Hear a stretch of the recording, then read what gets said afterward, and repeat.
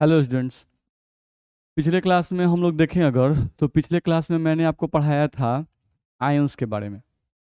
Ions क्या होते हैं इनके बारे में मैंने आपको बताया था। ठीक है। और आयंस पर मैंने आपको कुछ क्वेश्चन भी दिया था। ठीक है, तो उन क्वेश्चंस को आप बना लेंगे, जहाँ दिक्कत होगा हमसे ज़रूर पूछेंगे, डिस्कस करेंगे उसको। ठीक है, चलो। अब आगे हम लोग देखें अगर तो आगे हम लोग को अब यहाँ पर देखना है, अगला टॉपिक हम लोग का आता है इसमें कक्ष, ऑर्बिट के बारे में। ठीक है, उनको देखते हैं। ये भी हम लोग का बड़ा इंपॉर्टेंट पॉइंट होता है। इलेक्ट्रॉनिक विन्यास हम लोग को देखना है, तो इलेक्ट्रॉनिक विन्यास समझने के पहले कक्ष क्या है, उपकक्ष क्या है, कक्षक क्या है, ये जानना बड़ा जरूरी है। तो उसी के बारे में मैं यहाँ पे बताना चाहता हूँ, तो उनको ध्यान से हम लोग समझते हैं और देखते हैं। ठीक, इस सब चीज़ के बारे में पहले से भी आप कुछ कुछ जानते हैं। ठीक है, उन्हीं को मैं यहाँ बता रहा हूँ। ये सब 19th का ही बेसिक मैं भी पढ़ा रहा हूँ। ठीक, आ जाओ। देखो, यहाँ पे हम लोग देखें अगर तो यहाँ लिखा हुआ है कक्ष। कक्ष का मतलब है ऑर्बिट। कक्ष को हम लोग क्या कहते हैं, ऑर्बिट या सेल भी कहते हैं। अब कक्ष किसे कहते हैं तो सब लोग जानते हैं। जैसे ये हमारा क्या है, नाभिक है।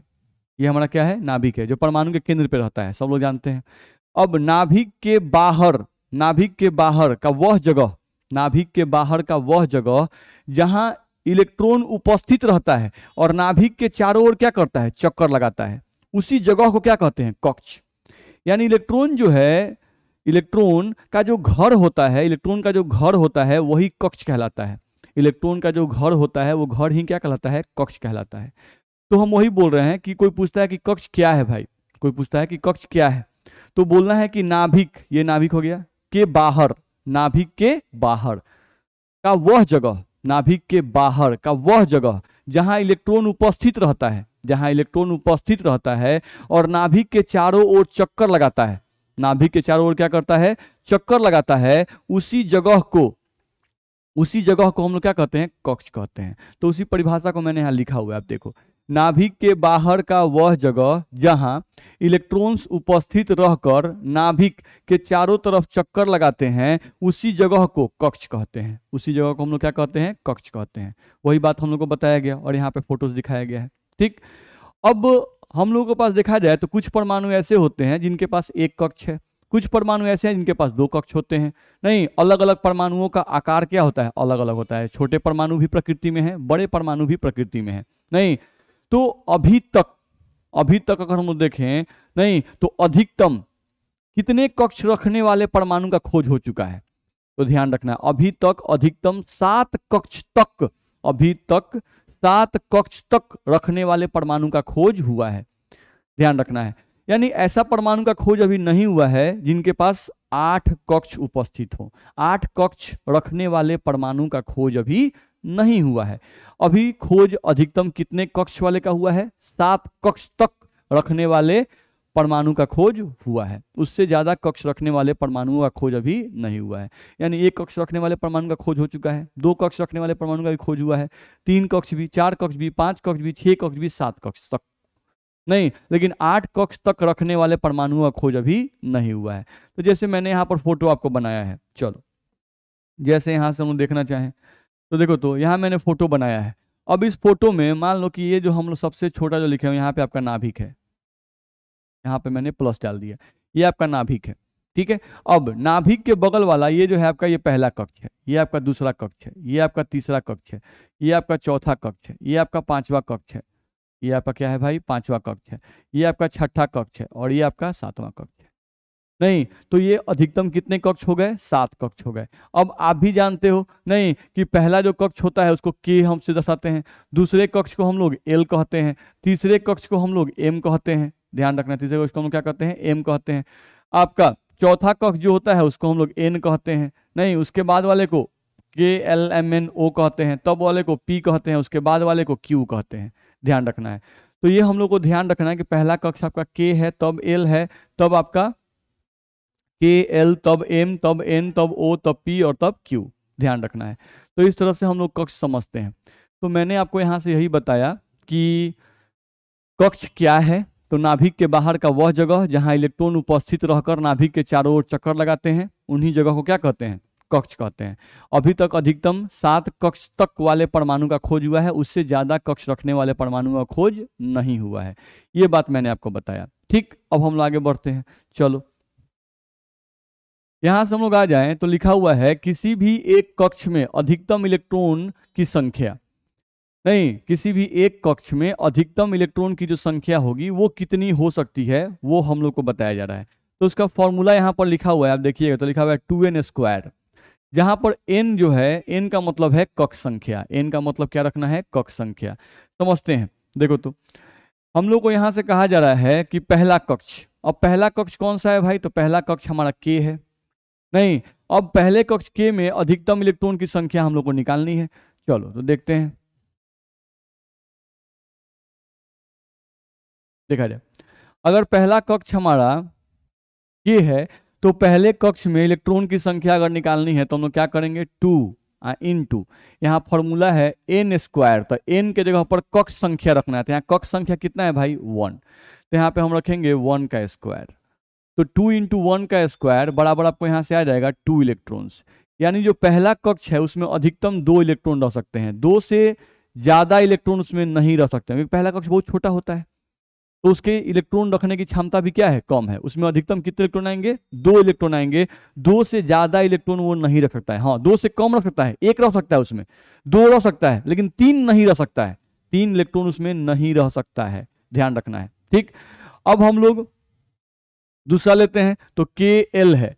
नहीं, अब एल में अगर हम लोग बात करते हैं तो एल में भाई कितने इलेक्ट्रॉन होंगे, नहीं तो आप निकालेंगे वैसे ही 2 इंटू, यहाँ पर 2 का स्क्वायर रखेंगे, क्या कि इसका कक्ष संख्या क्या है भाई, 2 है, तो एन के जगह पर हमको क्या रखना है, 2 का स्क्वायर, तो 2 दूना 4 दूना 8 इलेक्ट्रॉन हम लोग को आ जाएगा।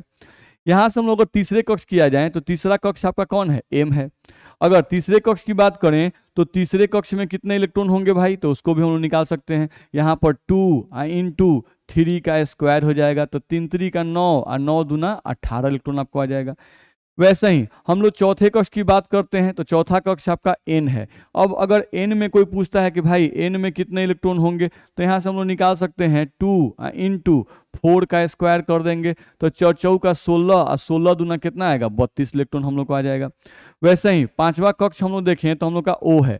अब ओ में अगर हम लोग बात करते हैं कि ओ में कितने इलेक्ट्रॉन हम लोग के होंगे, तो ओ में हम लोग के इलेक्ट्रॉन हो जाएंगे कितने, तो 2 इंटू यहाँ से 5 का स्क्वायर, तो 50 25 और 25 दूना 50 इलेक्ट्रॉन, यानी पांचवा कक्ष जो होगा उसमें कितना इलेक्ट्रॉन होगा, 50 इलेक्ट्रॉन होगा। चलो अब यहाँ से हम लोग बात करते हैं छठे कक्ष की, तो KLMNO हो गया, उसके बाद आता है पी। अब पी कक्ष में अगर इलेक्ट्रॉन की हम लोग बात करते हैं तो पी कक्ष में कितना इलेक्ट्रॉन होगा भाई, तो हम लोग लिखेंगे यहाँ से 2 इंटू 6 का स्क्वायर, तो छछा का 36 और 36 दूना कितना हो जाएगा, तो 72 इलेक्ट्रॉन हम लोग को आ जाएगा। वैसे ही सातवां कक्ष हम लेंगे तो सातवां कक्ष आपका आ जाएगा क्यू। अब अगर हम लोग क्यू की बात करते हैं कि क्यू में हम लोग कितना इलेक्ट्रॉन होगा, तो यहाँ से हम लिखेंगे 2 इंटू 7 का स्क्वायर, तो 7 7 49 और 49 दूना कितना हो जाएगा, 98 इलेक्ट्रॉन हो जाएगा। तो किस कक्ष में इलेक्ट्रॉन रखने की क्या कैपेसिटी है ये हम लोग को याद रखनी होगी। तो पहला कक्ष में अधिकतम 2 इलेक्ट्रॉन, 2 से कम रह सकता है, 2 से ज्यादा नहीं। दूसरे कक्ष में अधिकतम 8 इलेक्ट्रॉन, यानी 8 तक इलेक्ट्रॉन उसमें रह सकता है, 8 से कम भी रह सकता है लेकिन 8 से ज्यादा नहीं रह सकता है। तो दूसरे कक्ष में 8 हो गया, तीसरे कक्ष में 18 हो गया, चौथे कक्ष में 32 हो गया, पांचवें कक्ष में 50 हो गया, छठे कक्ष में 72 हो गया और सातवें कक्ष में कितना हो गया, 98 इलेक्ट्रॉन हो गया। तो ये बात हम लोग को ध्यान में रखना होगा कि किस कक्ष में कितने इलेक्ट्रॉन रहते हैं, ध्यान रखना है। यहां से क्या समझ में आ रहा है, यहां से ये बात एक समझ में आ रही है कि जैसे जैसे हम लोग नाभिक से दूर जाते हैं, जैसे जैसे हम लोग नाभिक से दूर जाते हैं, जैसे जैसे नाभिक के बगल वाला पहला कक्ष छोटा होता है, दूसरा कक्ष उससे बड़ा होता है, तीसरा कक्ष उससे बड़ा होता है, चौथा कक्ष और बड़ा, पांचवा और बड़ा, छठा और बड़ा। तो जैसे जैसे हम नाभिक से दूर जाते हैं कक्षों का आकार क्या होता है, बढ़ता जाता है। ठीक है, हम लोग यहां से लिख सकते हैं कि जैसे जैसे जैसे जैसे हम नाभिक से दूर जाते हैं, जैसे जैसे हम नाभिक से दूर जाते हैं क्या होता है भाई, तो कक्षों का आकार कक्षों का आकार बढ़ता जाता है, कक्षों का आकार बढ़ता जाता है। जैसे जैसे हम नाभिक से दूर जाते हैं कक्षों का आकार क्या होता है, बढ़ता जाता है। ठीक है, जैसे जैसे हम नाभिक दूर जाते हैं कक्षों का आकार बढ़ता जाता है। इसी कारण से यहाँ पे हम बोल सकते हैं, इसी कारण से उनमें इलेक्ट्रॉन रखने की क्षमता भी बढ़ते जाती है, उनमें इलेक्ट्रॉन्स रखने की क्षमता, इलेक्ट्रॉन्स रखने की क्षमता भी बढ़ती जाती है, बढ़ती जाती है।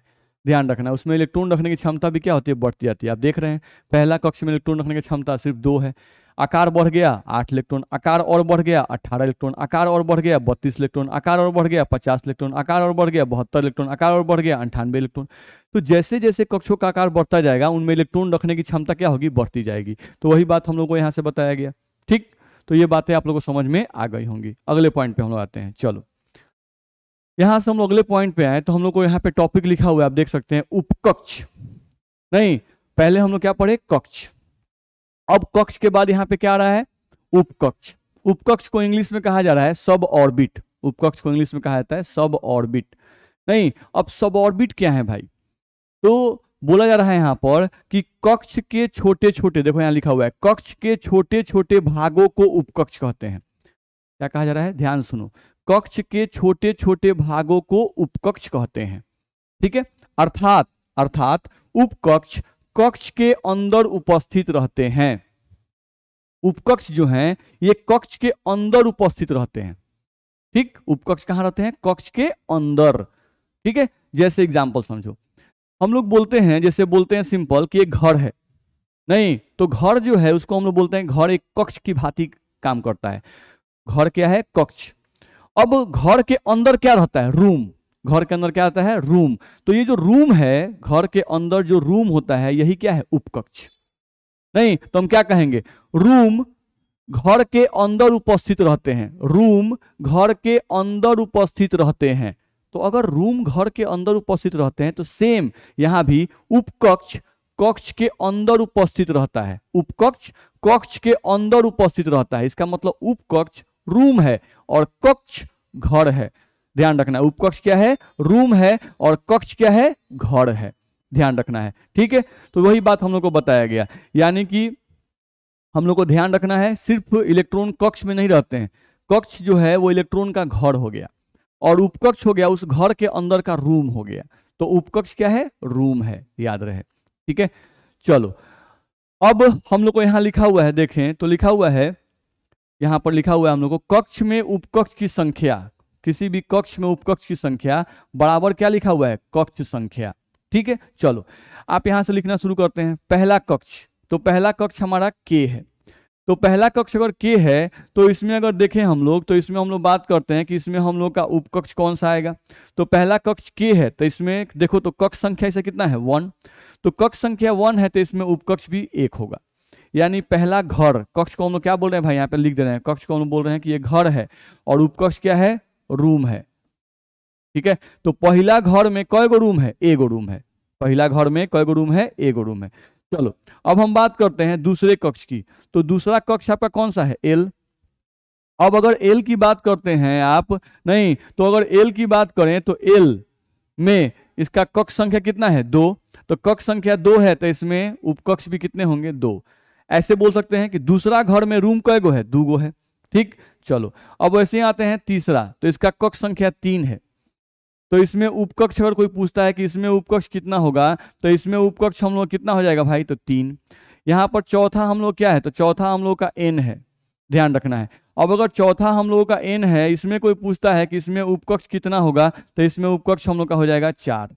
यहाँ पर हम लोग 5वें पे आते हैं, KLMNO। O पर अगर आते हैं, अगर यहाँ पर हम लोग देखते हैं कि यहाँ पर हम लोग कितने होंगे, तो यहाँ पर हम लोग के उपकक्ष होंगे 5। यहाँ पर हम लोग छठे पे आते हैं, तो छठा है आपका P। अब अगर P पर हम लोग देखते हैं कि P पर कितने होंगे भाई, तो P पर हम लोग के हो जाएंगे 6। और सातवां अगर हम देखते हैं तो सातवां है आपका Q। तो अगर Q पर देखते हैं कि Q के पास कितने उपकक्ष होंगे, तो यहाँ पर कितने उपकक्ष होंगे भाई, तो 7। ध्यान रखना है, यानी जितना कक्ष संख्या, पहला कक्ष में 1 उपकक्ष, दूसरा कक्ष में 2 उपकक्ष, तीसरा कक्ष में 3 उपकक्ष, चौथा कक्ष में 4, पांचवा कक्ष में 5, छठा कक्ष में 6, सातवां कक्ष में 7। तो ये हम लोग को ध्यान में रखना पड़ेगा कि किस कक्ष में कितना उपकक्ष है। तो याद रखना बड़ा आसान है, नहीं बस कक्ष संख्या जितना है, किसी भी कक्ष का कक्ष संख्या जितना है उतना ही उसमें उपकक्ष होता है। कक्ष संख्या जितना है उतना ही उसमें क्या होता है, उपकक्ष होता है। तो अगर इसका कक्ष संख्या 3 है m का, नहीं तो उसमें 3 उपकक्ष होंगे। अगर हम बोलते हैं, कोई बोलता है भाई p कक्ष में कितना उपकक्ष, तो p कक्ष जैसे ही कोई बोलता है उसका कक्ष संख्या देखो 6, तो कक्ष संख्या इसका 6 है तो इसमें उपकक्ष भी कितना होगा, 6 होगा। ठीक, अब चलो हम लोग यहां समझने की कोशिश करें, जो पहला कक्ष है उसमें एक उपकक्ष है, उस एक उपकक्ष को यहां पे बताया जाता है s। दूसरा जो कक्ष है l, इसमें 2 उपकक्ष हैं तो इसमें दिखाया जाता है एक को s से और एक को p से। तीसरा कक्ष जो है उसमें 3 है तो इसमें दिखाया जाता है एक को s से, एक को p से और एक को d से। यानी पहला कक्ष में एक उपकक्ष, उसका नाम क्या है s। दूसरा कक्ष में 2 उपकक्ष तो उसका नाम क्या है s और p। तीसरा कक्ष में 3 उपकक्ष हैं तो एक का s, एक का नाम p और एक का नाम d। चौथे कक्ष में अगर देखें तो चौथे कक्ष में कितने हैं भाई, तो 4। तो यहाँ पर हम लोग देखेंगे तो इसमें कौन कौन से आएंगे, s, p, d और आपका f, ये आ जाएगा। पांचवा कक्ष देखो तो इसमें 5 है तो इसमें आपका आ जाएगा s, p, d, f और यहां से g, ये ध्यान रखना है। छठे कक्ष में आ जाओ तो इसमें अगर देखेंगे तो इसमें आपका आ जाएगा s, p, d, f, g और यहां से h। सातवें कक्ष में आ जाओ तो सातवें कक्ष में हम लोग का आ जाता है s, p, d, f, g, h और i। तो इस तरह से हम लोग को ध्यान में रखना होगा, क्या ध्यान रखना होगा कि आपका जो पहला कक्ष है, पहला कक्ष उसमें सिर्फ s उपकक्ष होता है। पहला कक्ष में क्या होता है आपका, s उपकक्ष होता है। दूसरा कक्ष में क्या होता है आपका, तो s और p होता है, दूसरे कक्ष में s और p। अब कोई पूछे कि दूसरे कक्ष में क्या d हो सकता है, तो दूसरे कक्ष में d उपकक्ष नहीं हो सकता है। क्यों नहीं हो सकता है, क्योंकि दूसरा कक्ष का आकार छोटा है। नहीं, दूसरा घर जो है, कक्ष मतलब क्या, घर, तो दूसरा घर छोटा है तो इसलिए उसमें रूम दुइये गो अटेगा, एस और पी, उसमें डी रूम नहीं होता है, ध्यान रखना है। तो वही हम लोग को ध्यान रखना है। तो पहला कक्ष एस, दूसरा कक्ष में एस और पी, इसमें डी लिखेंगे तो गलत हो जाएगा। तीसरा कक्ष में कौन कौन होता है, एस पी डी, इसमें एफ नहीं लिखते हैं, इसमें 3 ही उपकक्ष रखने का जगह होता है तो इसमें डी लिखना क्या है, गलत है। वैसे ही चौथे कक्ष में एस पी डी और एफ, पांचवें कक्ष में S P D F G, छठे कक्ष में S P D F G H, सातवें कक्ष में S P D F G H और आई। तो ये सब बात हम लोग को ध्यान में रखना पड़ेगा कि किस उपकक्ष में, किस कक्ष में कितने उपकक्ष होते हैं। ठीक, अब दूसरे बात पे आ जाओ। यहां पर देखो तो जो पहला कक्ष है उसमें आप याद किए कि पहला कक्ष में इलेक्ट्रॉन कितने होते हैं, 2। दूसरा कक्ष में कितने होते हैं, 8। तीसरे कक्ष में आप याद किए हैं 18। चौथे कक्ष में आप याद किए हैं 32। पांचवें कक्ष में आप याद किए हैं 50। छठे कक्ष में आप याद किए हैं कितना, तो 72, 72। और सातवें कक्ष में कितना, तो 98। ये हम लोगों को लिखा गया। अब देखो तो पहला कक्ष में 2 इलेक्ट्रॉन है, नहीं तो ये 2 इलेक्ट्रॉन कहाँ रहेगा, ये घर है और ये रूम है, नहीं तो कोई भी, ये 2 इलेक्ट्रॉन का मतलब हुआ कि ये 2 आदमी हैं। अब ये 2 आदमी क्या रहेंगे, तो पहला घर का जो रूम होगा उसी में न रहेंगे भाई। पहला घर का जो रूम होगा तो पहला घर में एस रूम है तो ये 2 आदमी एस रूम में रहेंगे, यानी एस में अधिकतम 2 इलेक्ट्रॉन होगा। अब किसी का भी एस हो, चाहे पहला कक्ष का एस हो चाहे दूसरे कक्ष का एस हो, नहीं सभी में हम लोग का एस में कितने इलेक्ट्रॉन होंगे, 2। तो एस में 2 भर दो भाई, 2 2 2 2 2 2। तो किसी भी कक्ष का एस होगा उसमें अधिकतम कितने इलेक्ट्रॉन जाएंगे, 2। अब चलो यहां पर एल में कितना इलेक्ट्रॉन है, 8। नहीं तो एल में 8 है तो एस में तो 2 भर गया, 8 में से 2 इलेक्ट्रॉन कहां चला गया, एस में, तो पी में कितना भरेगा, 6। अब 6 और 2 मिला के 8 हो जाएंगे, ध्यान रखना है। अब इसमें है 18, तो देखो किसी का भी पी होगा उसमें 6 भरेगा, किसी का भी पी में मैक्सिमम कितना इलेक्ट्रॉन, 6 6 6 6, तो ये मैक्सिमम 6 इलेक्ट्रॉन भर सकते हैं। अब चलो एम में आते हैं, एम में इलेक्ट्रॉन कितना है, 18। 18 में से 2 इलेक्ट्रॉन भर गया एस में, 18 में से 2 इलेक्ट्रॉन कहां भर गया, एस में, ठीक है। और 6 इलेक्ट्रॉन कहां भर गया, पी में, तो 6 और 2 8 हो गया। तो 18 में से 8 घटाइएगा तो कितना बचेगा, 10। तो डी में कितना इलेक्ट्रॉन भरेगा, 10, यानी डी में अधिकतम कितना इलेक्ट्रॉन भर सकते हैं, 10। तो किसी का भी डी होगा उसमें मैक्सिमम कितना इलेक्ट्रॉन भाई, तो 10 भरना है। ऐसा ही आप एफ को भरिएगा तो अब एफ में कितना आएगा, 14। आप मिला के देख लीजिए, किसी का भी एफ होगा उसमें 14 इलेक्ट्रॉन 14 इलेक्ट्रॉन 14 इलेक्ट्रॉन। जी में कितना होगा, 18 18 नहीं 18 होगा। एच में कितना होगा, 22 और 22 और I में कितना होगा 26। तो आप देख सकते हैं कि अगर S में 2 है तो P में उससे 4 ज्यादा है 6, D में उससे 4 ज्यादा है 10, F में उससे 4 ज्यादा है 14।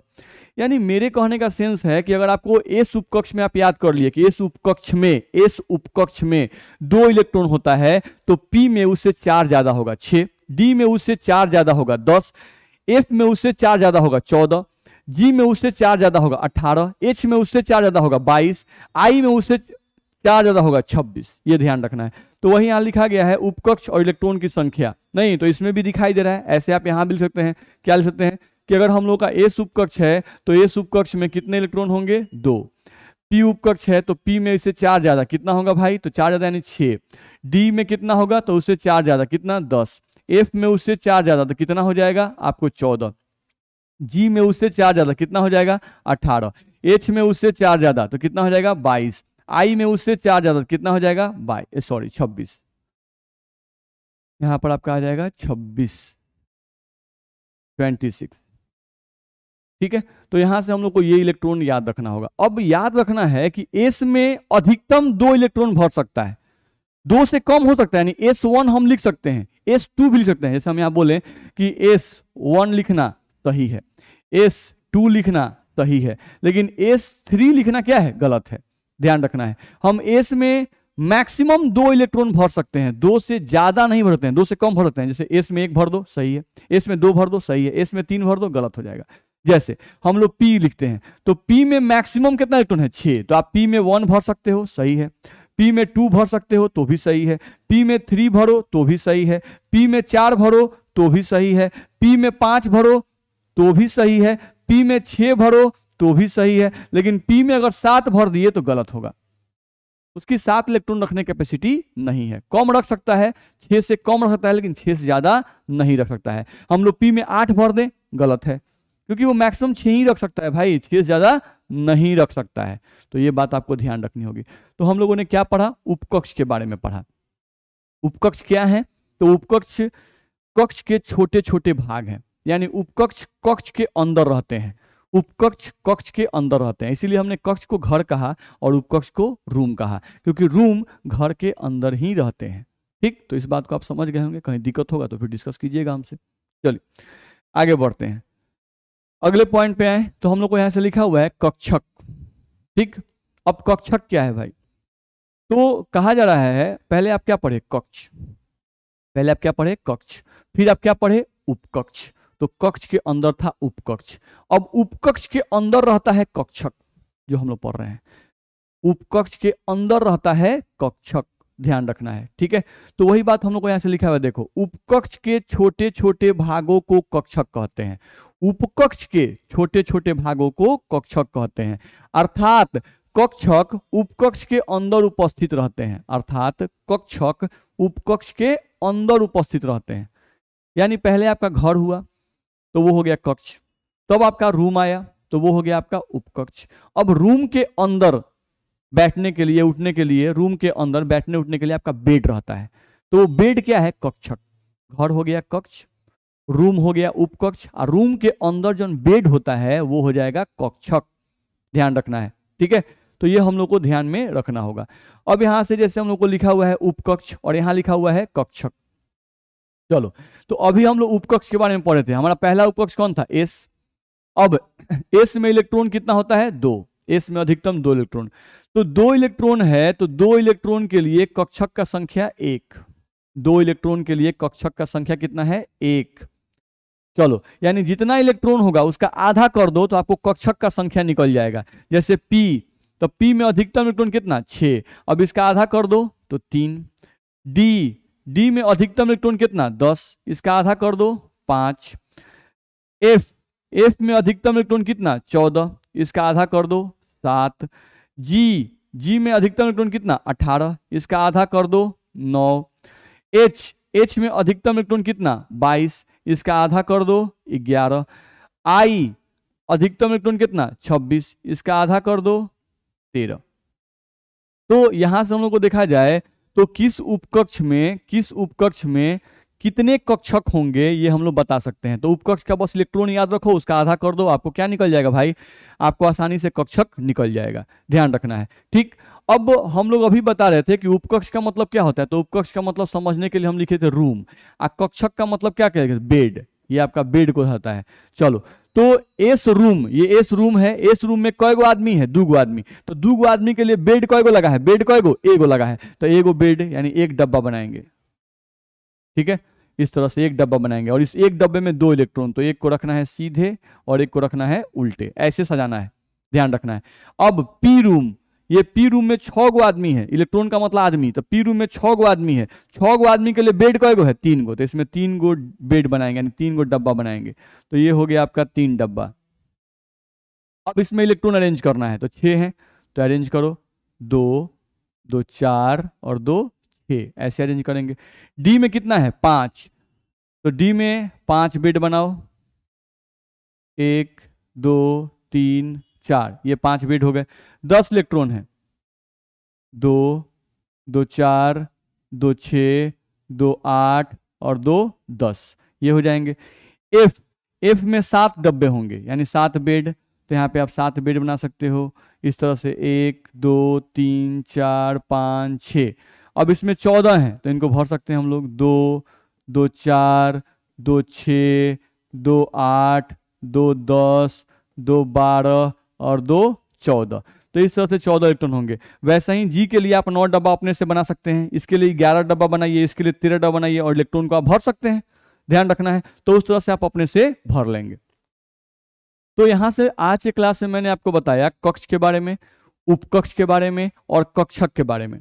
ठीक है, तो मेरे हिसाब से आप समझ गए होंगे, कक्ष घर है, कक्ष के अंदर उपकक्ष रहते हैं, तो वो रूम हो गए, और रूम के अंदर जैसे बेड रहता है तो वो क्या हो गए, कक्षक हो गए।